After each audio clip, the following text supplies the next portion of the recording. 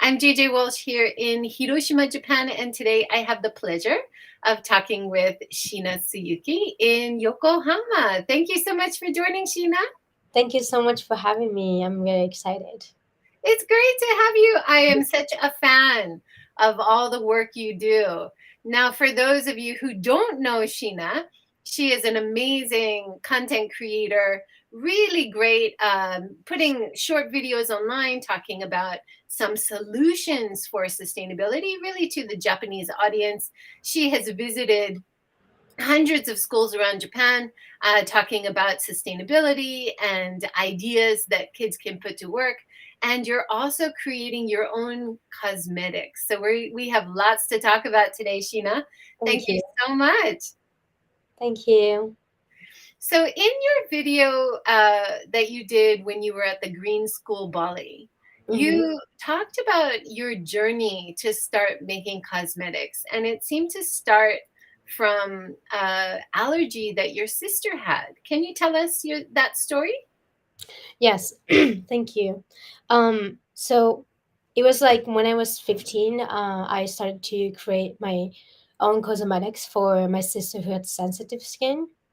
And we kind of found out that she had very sensitive skin after we used the cosmetics that we bought in Japan that said natural on the label. And we thought, like, saying natural on the label is 100% safe to use. And then we trusted and we used it, but turned out my sister got like rashes all over her faces.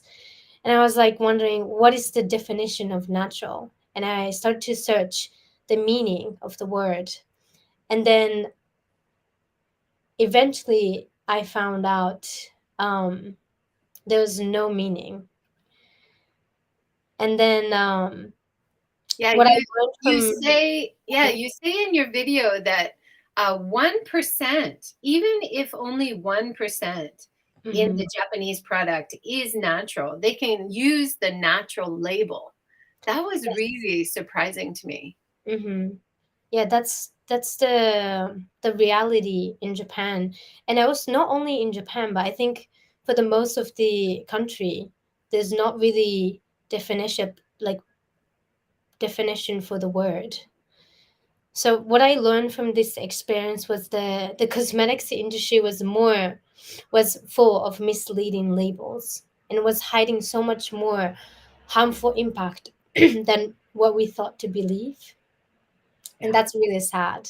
But also I was like, maybe I can do something, maybe starting small for my sister, and it kind of became my brand later on.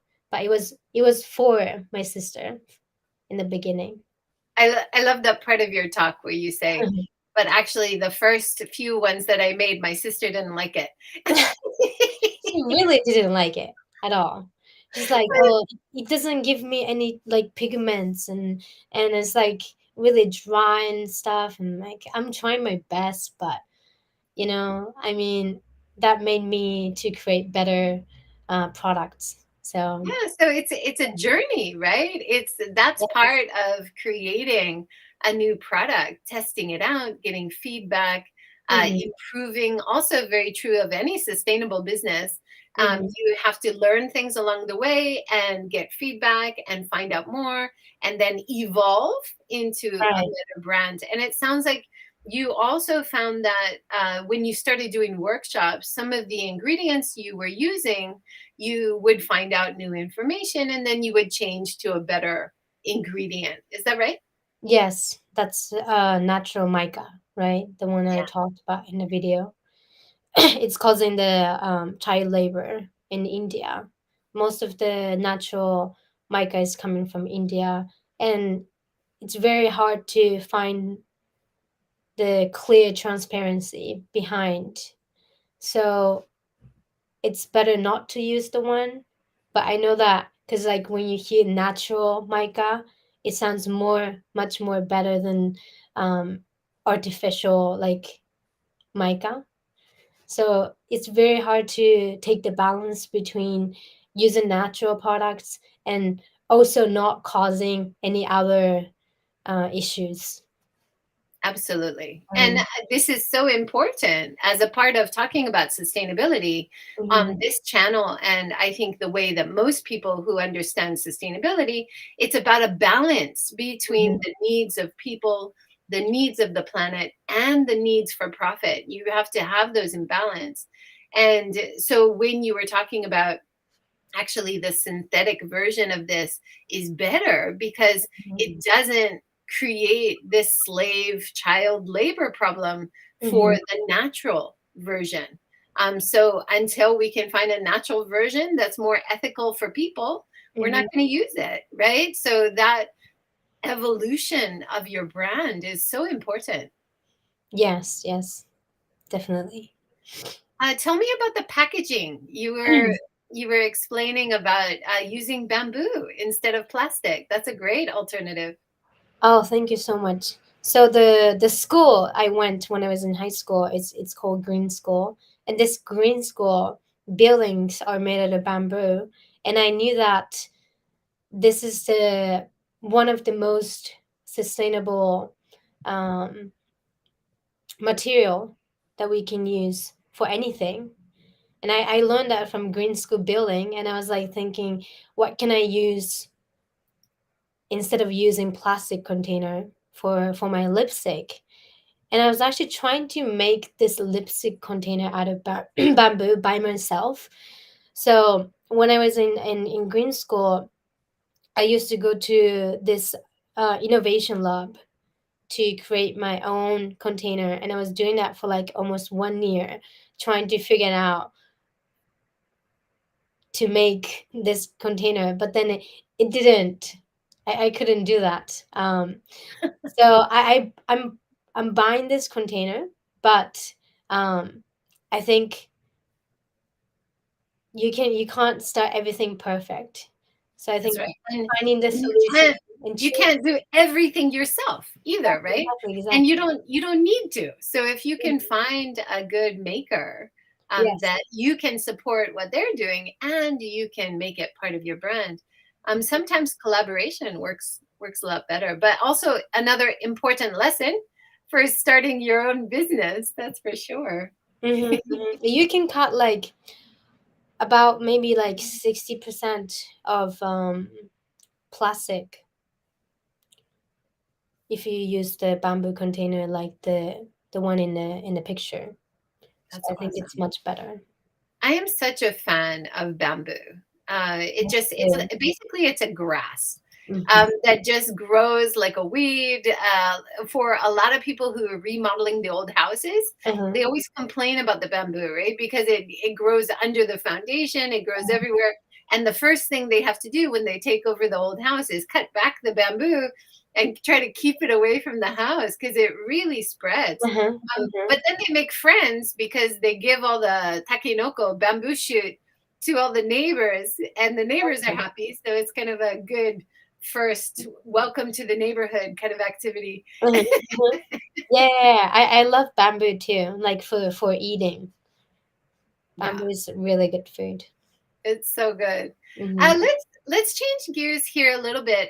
So you started, was it the cosmetics journey that kind of started you thinking about environmentalism, started you thinking more about sustainable products and what is natural, and then activism and education? What was the order? Yeah, I mean, as you just mentioned, I started to create cosmetics product for my sister, and that was the beginning for me to enter the world of sustainability. Because whatever we choose on a daily basis will create the future of our um, planet. So consumers' choices change Earth. That is the message for my brand. So, but I wanted to kind of learn about what problem we have more in more detail. So I joined COP24 Conference of Parties. In the first time I went was in Poland, and I went there with some of my Green School friends. We have this Green Generation group, So we go there to do presentation there, and we kind of have talk with other climate youth activists and stuff. So I went there and I got so much inspiration from other climate activists, and I wanted to do something like they were doing.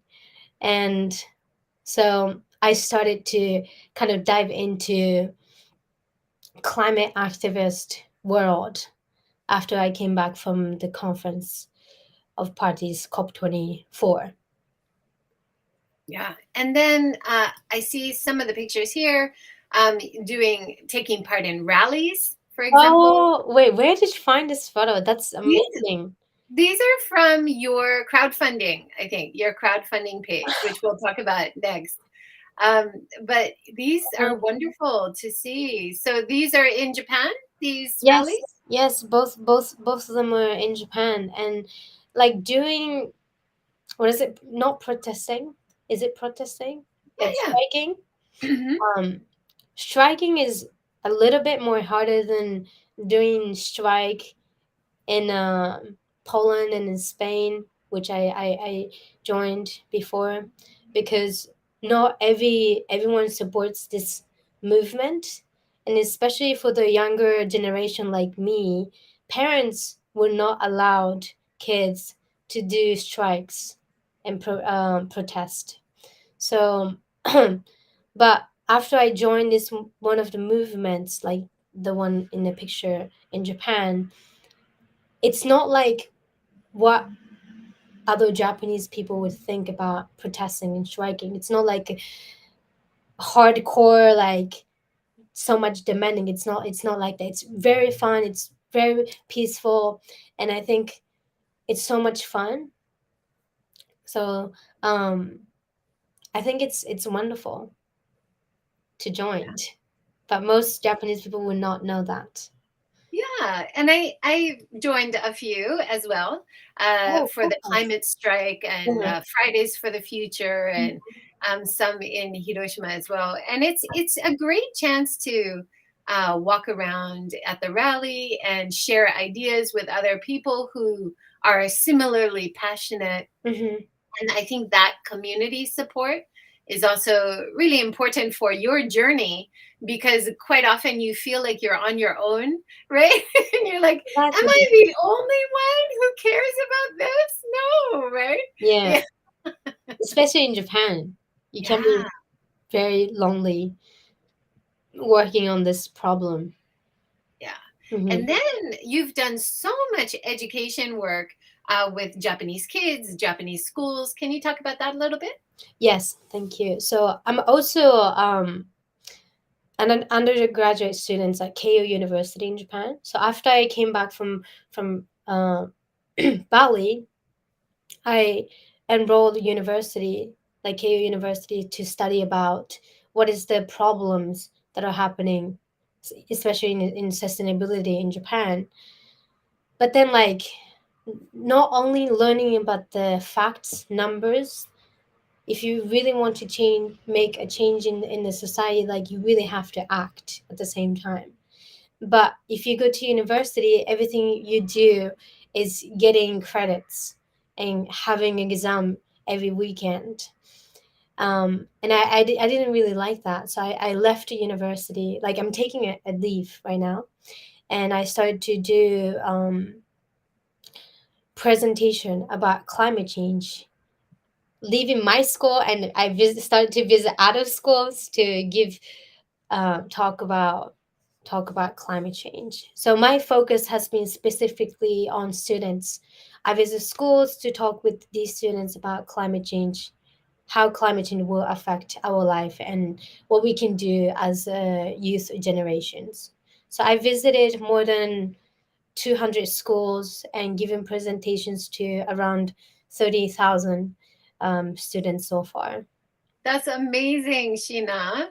Thank Thank you you. so much. Because I really believe, and I know that you talk about this on your social media as well, but I really believe one of the big hurdles in Japan is people just don't know. They're just not aware of these issues.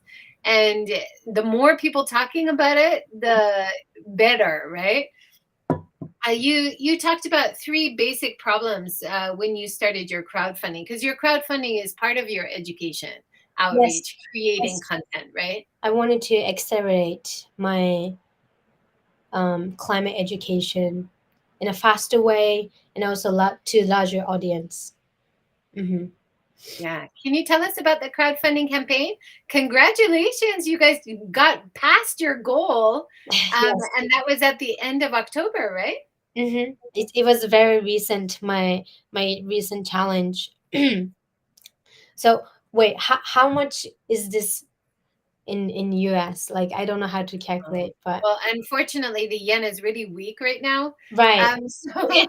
So it's not much as it should be. Yes, But 5 million yen is about is it $50,000 maybe, yeah. If it's in if one usual times? in the Usual usual times. times, yes. So this is a lot of money, and this is going to be used for content creation, right? Yes, so I've been kind of making short videos. It's like a TikTok for younger generation to learn about climate change and other social problems because there's a really big gap of climate education in Japan compared to the rest of the world, and I wanted to um, have more access to reach younger generation audience. So I decided to use short videos to talk about what we can do and what is the problem and how we can act on it. And I think I'm planning to make 100 more than 100 videos in next 1 year and a half. That's great. Hmm. Let's talk about some of the videos, because I read that you, in the crowdfunding campaign, you said the problems are the information is not going around fast enough. Hmm. Education is the most difficult one to tackle because usually it's very slow. It takes a long time to change. Hmm. And the crowdfunding, the reason to do crowdfunding is because it costs a lot to make these videos and to edit, because it has to be short, it has to be clear, and that's not easy to do, right? It's not. It's very hard. I wanted to kind of try out making these short videos before I start my crowdfunding because I needed to see if this is the effective way for me to start my new journey. So I kind of started to post some of the videos before I start my crowdfunding, and it turned out it is pretty good tools to reach younger audience. So do you want to show some videos? Yeah, that's a good one, I think. This is the solution!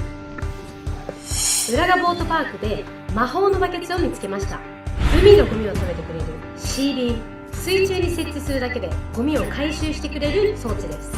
水を吸い込む水中ポンプでできており、年間で約ペットボトル1万6500本、レジ袋9万枚に相当するゴミが集められます。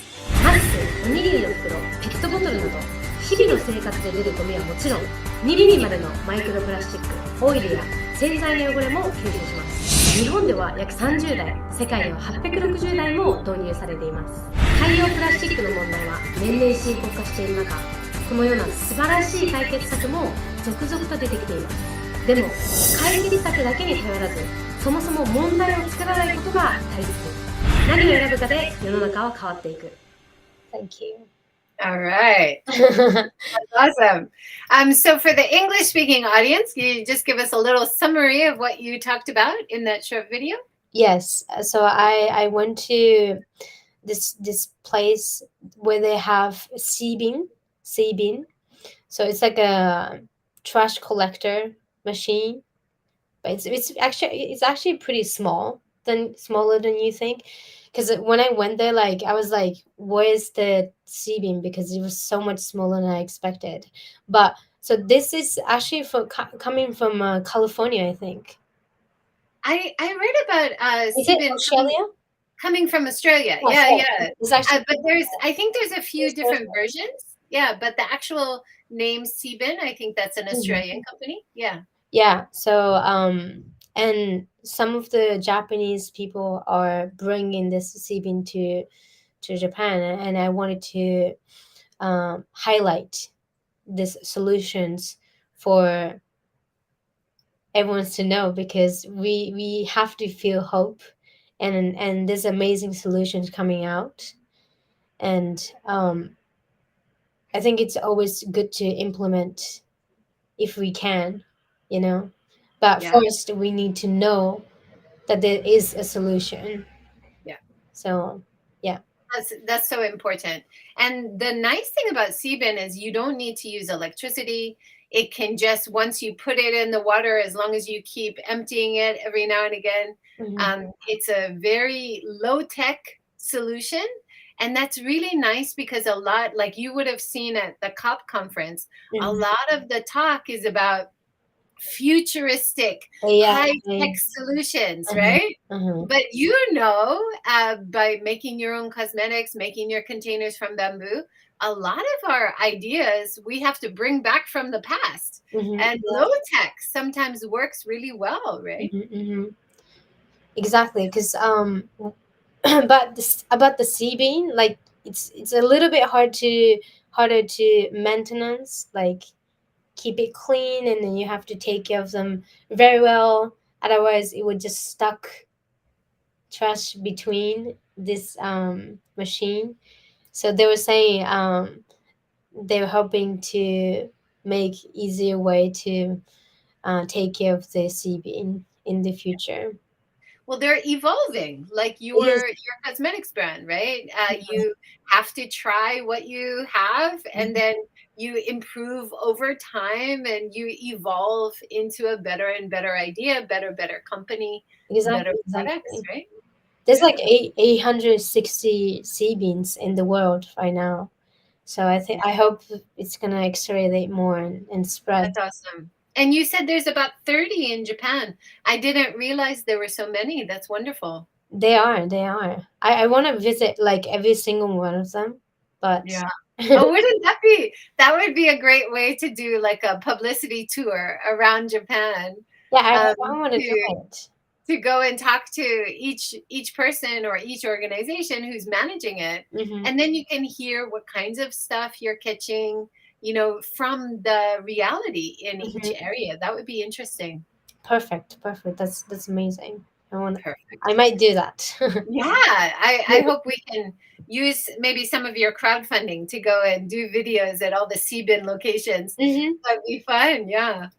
One of the other, you're tackling some of the big issues in Food Japan. waste. So one of the interesting ones, and I think because you're based in Yokohama, you have a really interesting connection to some Yokohama more sustainable businesses. And one of them is this Yokohama Food Waste Recycling. Is it a compost center? It's They're creating compost like soil, but also they're creating animal bio, feed, it looks like, right? And biofuel. biomass. Yeah. Biomass too. Yeah. Yeah, I don't know what is this place is called, but basically they collect all the food waste from not companies, not only companies, but like, individuals. And they use that food waste to make compost and also biomass, and also I think it was animal feed animal in the feed. Yeah. video too. Yeah. Oh, Mm-hmm. it's just fantastic. This is one of the big problems in Japan. We have such a big food loss, food wastage problem. But on the other end, on the garbage side, why aren't we doing more composting, right? Why aren't we putting the food waste to the food banks? Like we talked to some people, and then people who need food can eat it as well as going back to the soil, regenerating the soil, feeding animals, right? This is great resource. Why are we just burning it? That's crazy, right? It is crazy. I mean, what they were saying is that it costs a lot of money, and they have to have big like machines to create biomass and other, like turning into food waste to something else, costs a lot of money. So it's not something that you can start from the beginning. I think you need quite a lot of money to start that business. But yeah, they were saying what we're eating nowadays is not a fresh food. It's not a good food. Everything is either, what is it called? Like processed food. Yeah. Everything is processed food. So when they put all the foods in the food waste, like the trash bin, it gets usually warm because it grows the fungus inside, you know. But nowadays, because all the food is like processed food, it's very cold, so you can't even use this for the feeding animals like pigs and cows and stuff. So what you can only use this for is making into compost or biomass. So we really have to think about not throwing the food away, but also what we're eating nowadays is it's not fresh. It's not what we are supposed to be eating. Absolutely. So thinking about not only the end stage, how we can reuse and recycle in the waste end stage, but we also need to think about what we're buying and the begin stage, and what we're saying is okay for companies to put into packaging, and the plastic pollution you've targeted a few times, of course, is such a major issue as well, right? There's so many problems that are like tangled up. Sustainability is in everything. And it's connected to everything. So doesn't you must get that too all the time, Shiina, but people always say, so what are you talking about? Just waste? If you're talking about sustainability? And I was like, no, sustainability is in everything, every part of our life and business and travel and culture. And and some people feel like everything is connected, like in a sustainability. Some people take that in a not good way, but I feel like I understand it's a very complex problem, but because everything is connected, whatever you do in your life, everything is connected, so you can be the part of the solution in a lot of ways. So I think knowing that gives me hope. Definitely. And we're going to talk about your videos a bit more now. And we got a great comment from YouTube. Maki says, wow, nice video. Awesome. Oh, yeah. Oh, is there people watching right now? Yeah, people are watching now. We are live.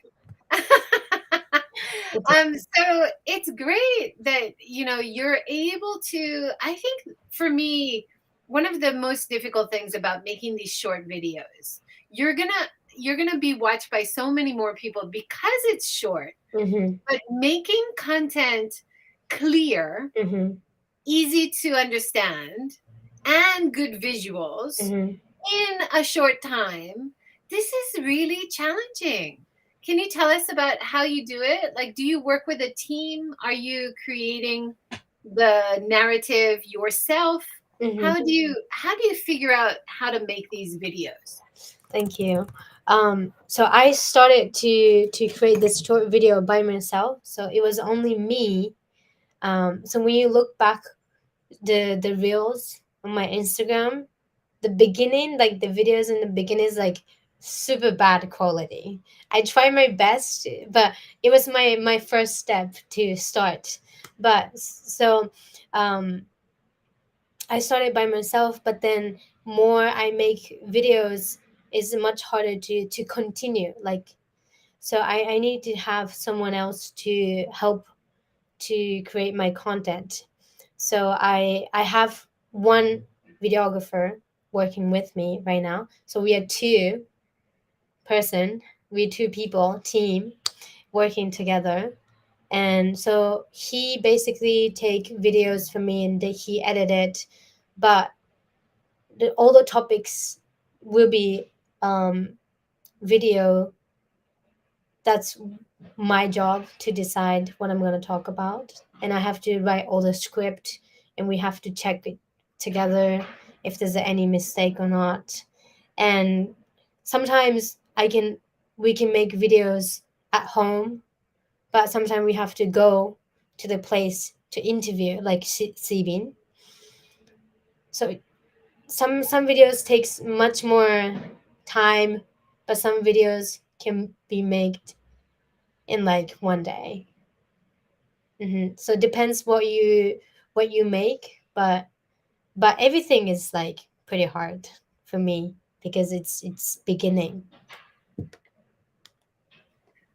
We're going to show another one of your videos. I like all of them, and interestingly, like we were talking about before we started, you have some that you feel are your favorites, but those aren't necessarily the ones that are the most viewed, right? And I feel the same. I've interviewed over 400 people over the last 2 years, and some of the videos that I've done, some of the interviews, I'm like, oh man, that was a great interview, I love that one, and hardly any views, right? So you tell us which is the next one that you love, and we'll show that one.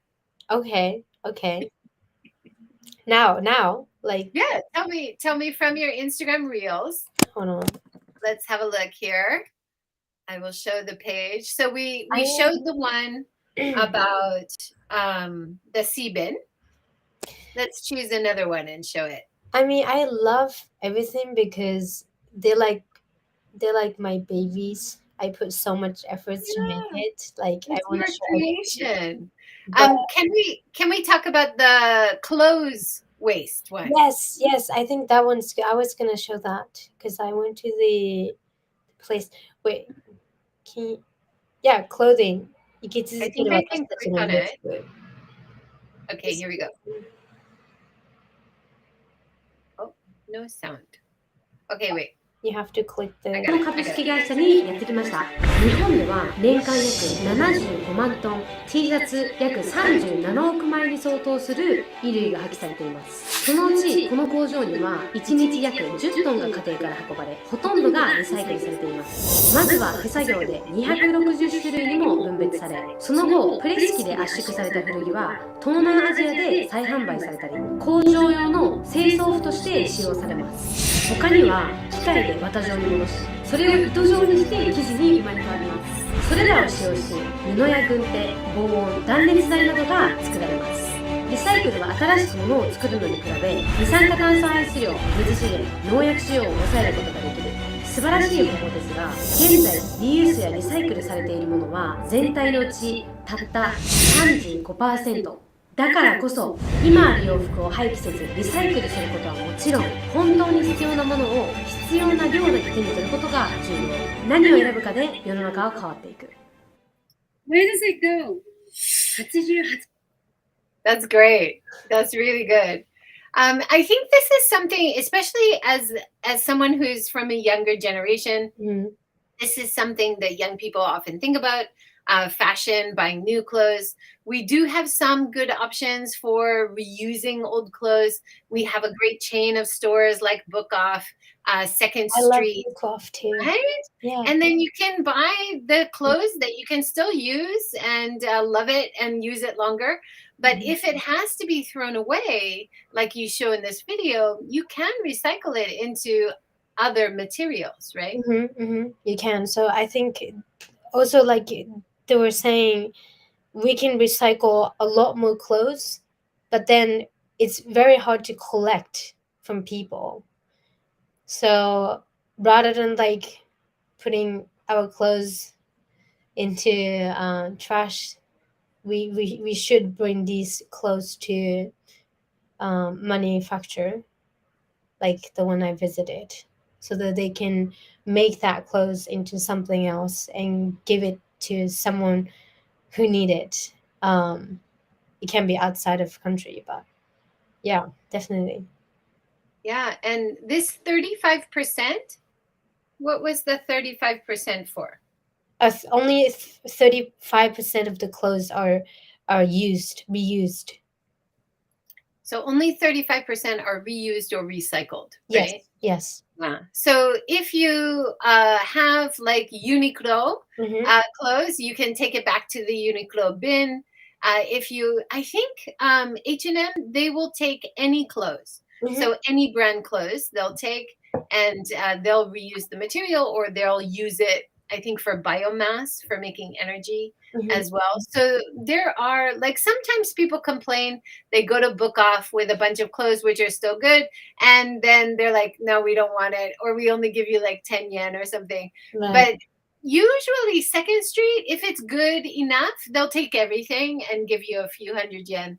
So it's not, you don't get a lot of money, but it kind of feels good to know that somebody else is going to love these clothes that I loved, right? I think using like book off in Japan is one of the best options that you can choose, because I always go there to buy some, if I want to buy new clothes or new bag, or like dress and stuff, because they have a great stuff, and they take care of all the stuff in a good way.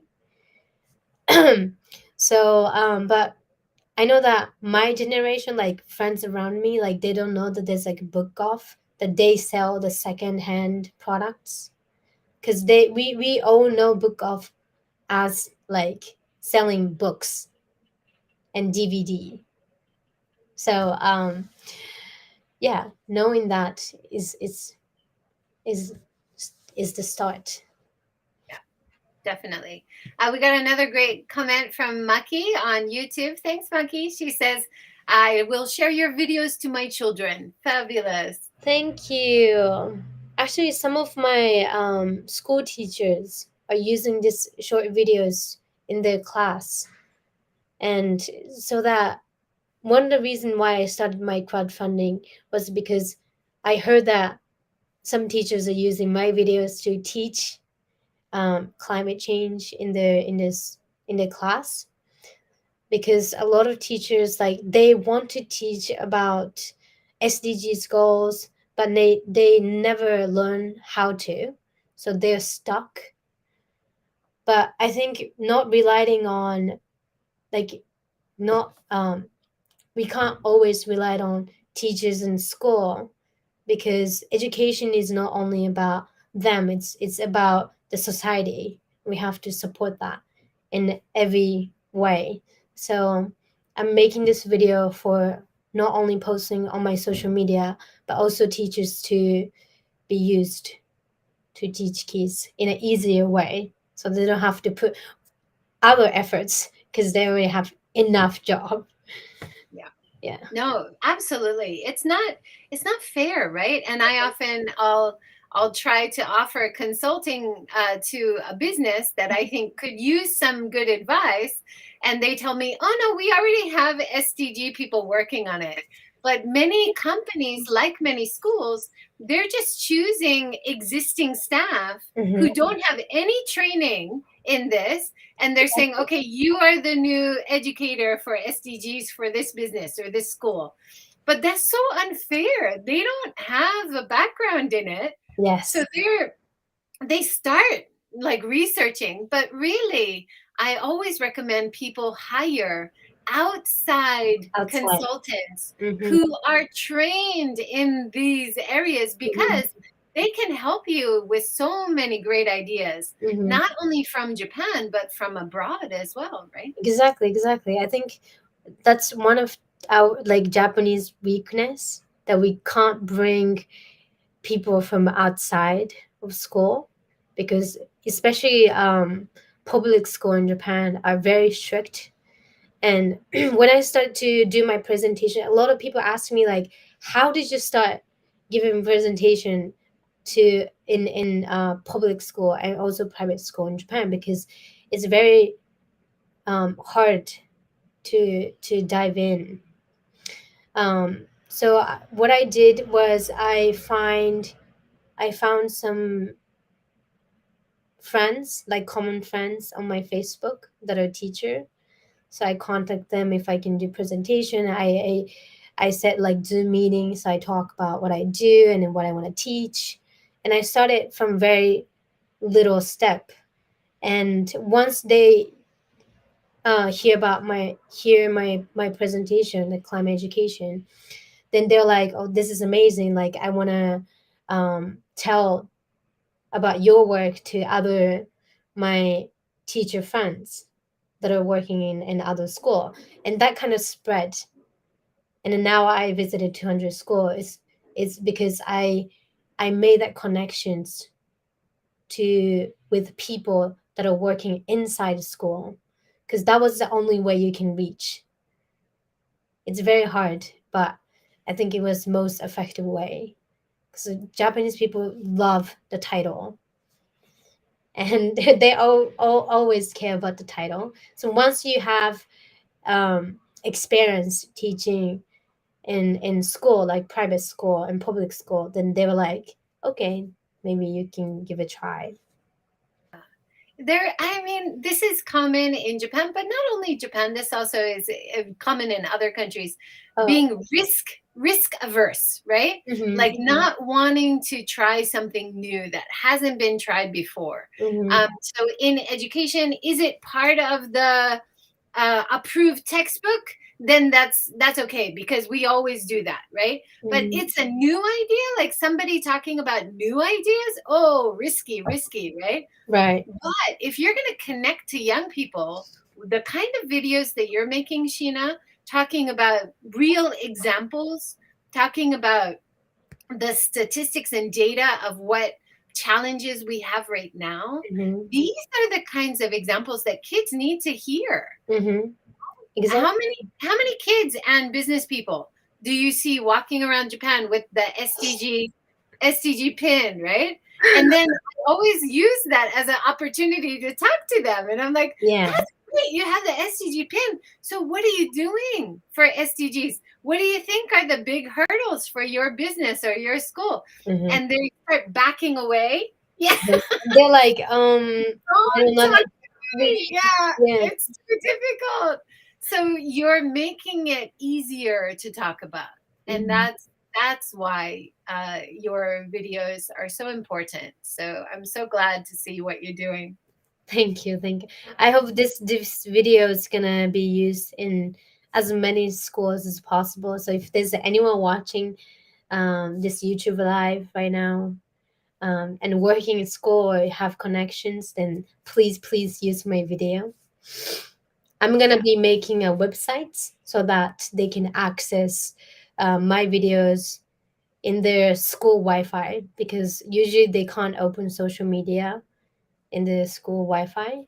So I'm making a website so that everyone can reach in any time.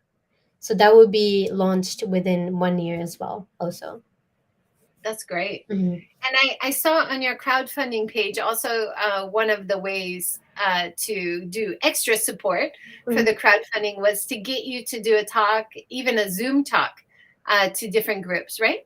Yes.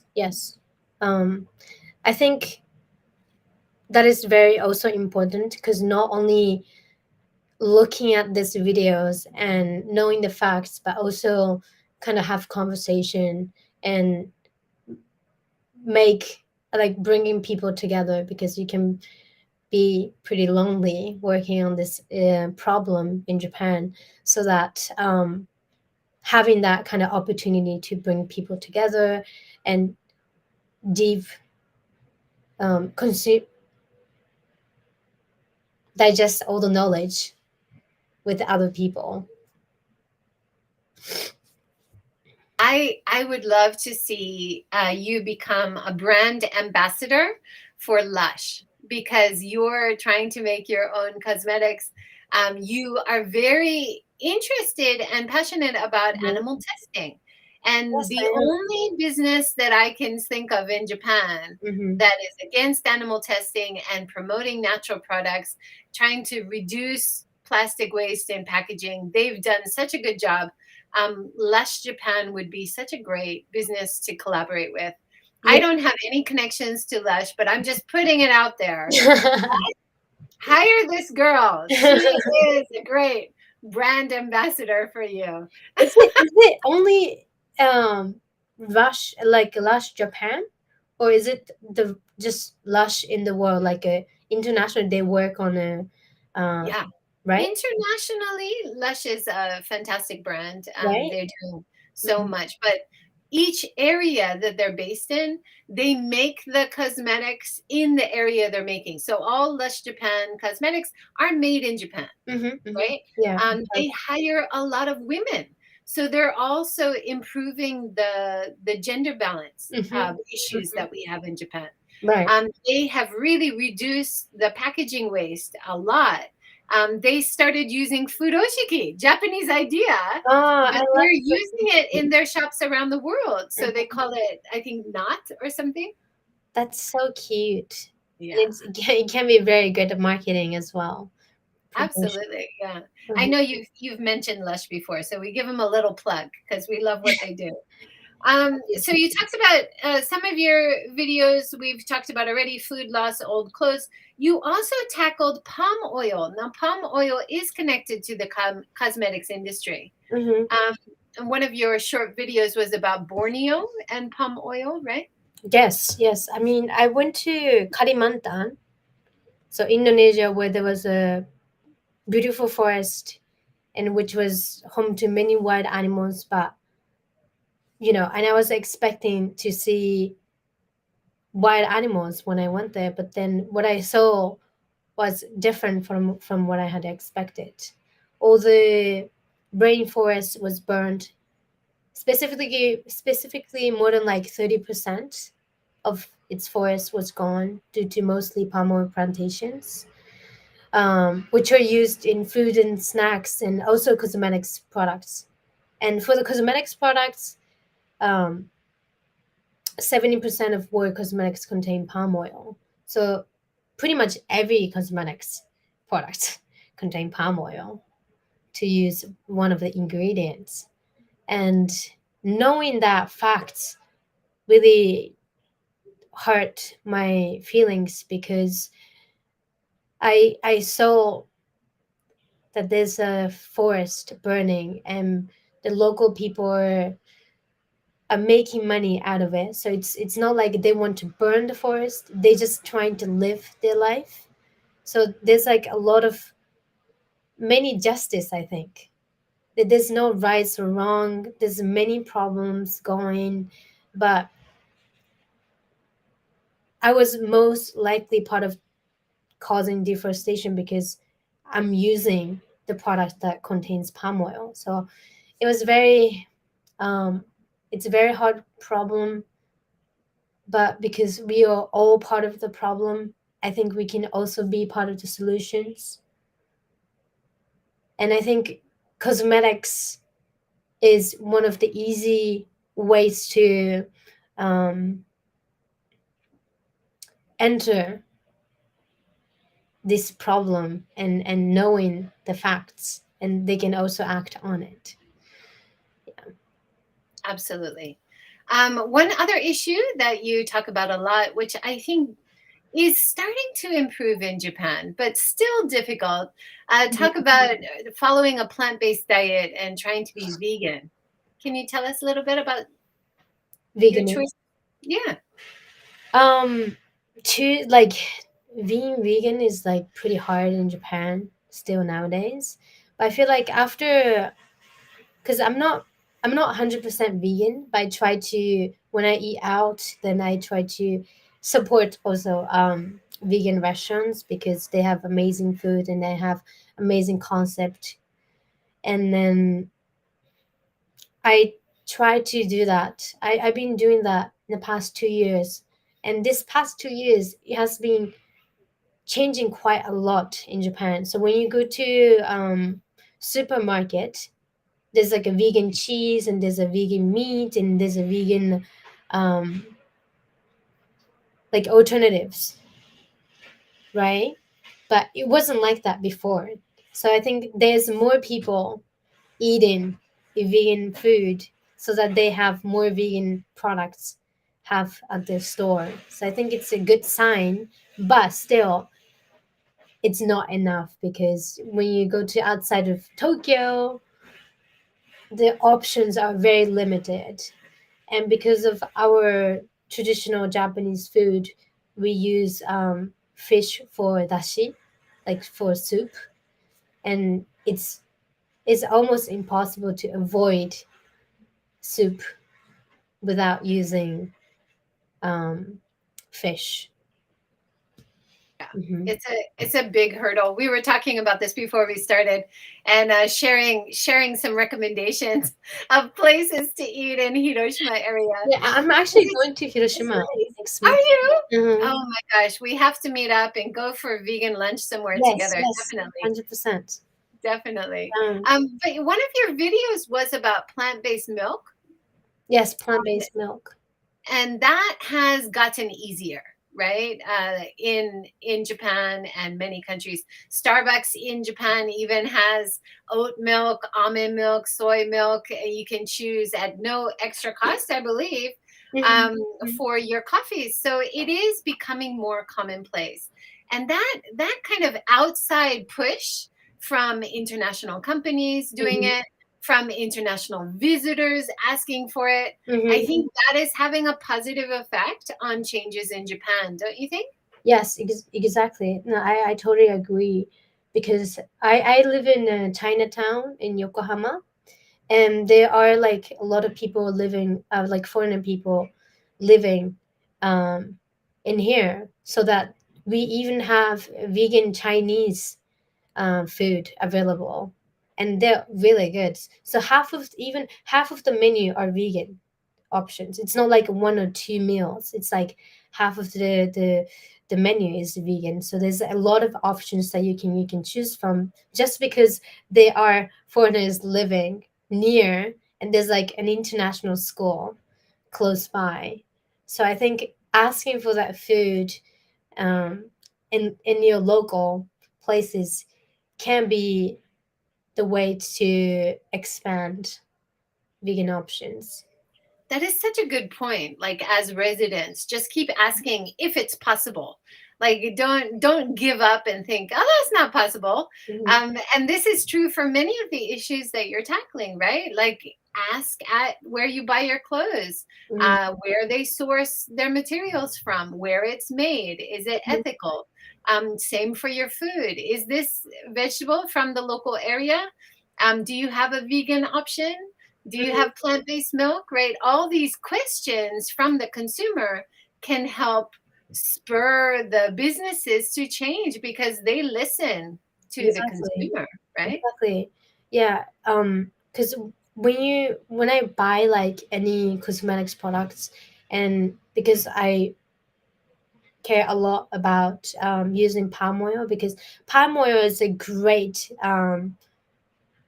oil, but because of the way they grow is making palm oil not good ingredients.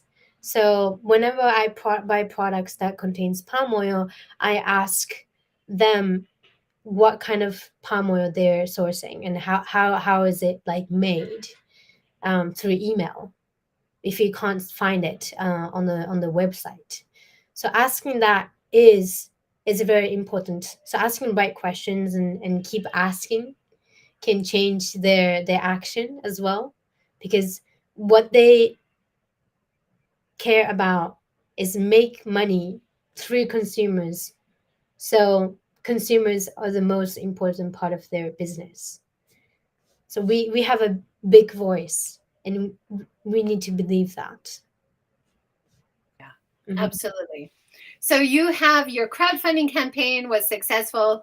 You're going to start launching more videos. Is there anything else coming up for you in the next few months or next year? I mean, I actually just post my short videos after finished my crowdfunding. It was yesterday, my first video, and I'm gonna be posting 2 videos per week for the next 1 year and a half. So I'm gonna be keep posting all the videos. So if you can look at my Instagram or Facebook, can be posted as well. Will be posted, and also YouTube short videos. I'm gonna be posting that too. So it's gonna be a long journey, but I'm very excited because we have this list of companies and names that we're gonna interview and go visit on how they're doing, what they're doing for the planet. So it's not only just putting numbers and facts and statistic, but also listening the real voice and real solutions within Japan. For now, I wanna go globally, but for now, yes, in Japan. That's awesome. And Sheena, you are doing such important work, doing these videos, everything in Japanese, but you speak English really well, Sheena. Are you planning to do any talks or any videos also in English? No, I totally should do that, like 100%, because most of my friends are from green school, and they only understand English, and I think these kind of informations are very also important for outside of Japan as well. So yes, I would consider. Yes, 100%, I would consider. Awesome. You're doing all that great work with creating like the plan and the narrative, what you're going to say.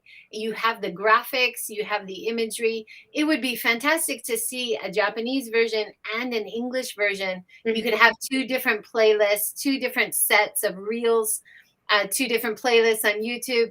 And then I think your audience would increase so much, because the Japanese audience who's interested in sustainability is very small still Exactly. compared to what it's going to be. So it's important, but it is growing. But the international market who's thinking about sustainability is huge. This is a big, big market eager for ideas. And many of them are very interested in Japan and ideas that we have here. So I think you speak English so well, I'd love to see that happen. I take that. Thank you. I know it's hard. I just doubled all your work there. But like, because I'm making the videos anyway, only like translating that videos to Japanese to English, it's not gonna be as harder as making the video from scratch. I think it's not gonna be a lot of work. Yeah. Absolutely. And then you'll get a lot more interest from journalists and media abroad as well, who want to talk to you about what you're doing in Japan. And that outside perspective makes more interest in Japan too, because they're like, oh, she's getting interest from outside Japan. Maybe we should also interview her, right? So that outside pressure also really helps what you're doing in Japan too. I went to Korea for the one of the dialogue that are hosted in Seoul, and it was like international events. And I was invited because this event was hosted by Kim Woon and also Stanford University, and one of the Stanford professor who are Japanese but working in the Stanford University found my work on internet, and he invited me to this dialogue. So I think not only that way, but also if they can find me not only in Japanese but in English, I think it would give more opportunity for me to speak in a larger audience. Absolutely. I love that. Thank you for like consulting for free. Absolutely, 100%. I talked to Akira Sakano. She also has been doing English talks around the world, talking about the tiny zero waste town of Kamikatsu in Tokushima. She helped Kamikatsu get support in Japan and abroad because of her work talking about it abroad. So I've seen so many examples of when this happens, to bring that back, that positive highlighting, and then that will support your work in Japan as well. Thank you. Exciting. Yeah, wonderful. Very exciting. Well, I didn't expect from this YouTube live I'm gonna find another like ideas that I can work on. Thank you so much.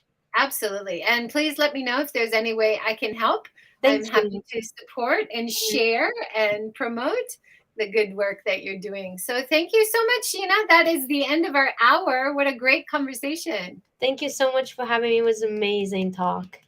Thank you. Awesome. Thank you.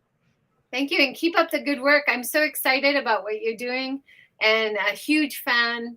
Really can't wait to see what's going to happen with Shiina over next year and the coming years. So thank you so much. Thank you so much. I'm gonna be also launching a new cosmetics products next April in 2023. So there's gonna be a lot of project going on right now. So we'll be Very next excited year. to see. So Yeah, please awesome. be excited for my work. Yeah, absolutely. And I will share links, all your relevant links below. If you can't find them, Thank you. definitely follow the links. Thanks everyone for joining. Thank you so much, Shiina. Everyone have a great day. Take care.